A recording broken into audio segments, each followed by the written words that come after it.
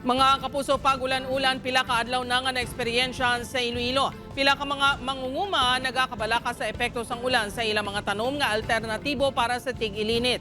Si Zen Kilantang Sasa nakatuto.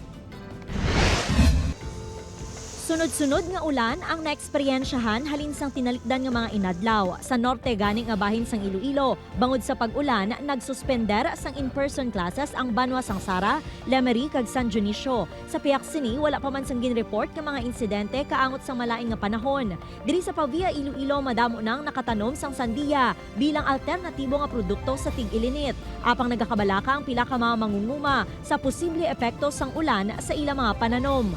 Ginpahayag sang pag-asa nga ang pag-ulan nga maeksperiensyahan ang tugas sang shear line nga ginpabaskog sa amihan. Magadugay ang maulanon nga tiyempo tugtog sa weekend.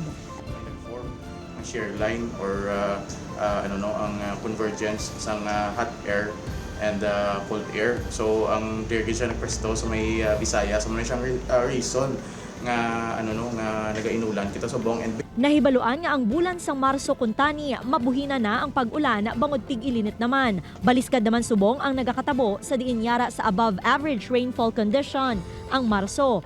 Nahibaluan nga naeksperyensyahan ang 40 to 41 degrees Celsius nga heat index sa Western Visayas. Ginpahayag man sang Iloilo PHO nga makatugas ang paglaing sang pamatsyag sa tao ang pagbaylo-baylo sang panahon. Gani agud malikawan ini. You have to stay hydrated. Mainom kita at least 8 to 10 glasses of water daily para ma-prevent ang dehydration. Pero mas namuo naton ini kung mainit ang tiyempo, kapin pa kung nagabalas kita to replace ang water losses. And i-avoid naton ang excessive nga painom sa kape kag alcohol as they can lead to dehydration also. And we should eat a well-balanced na diet.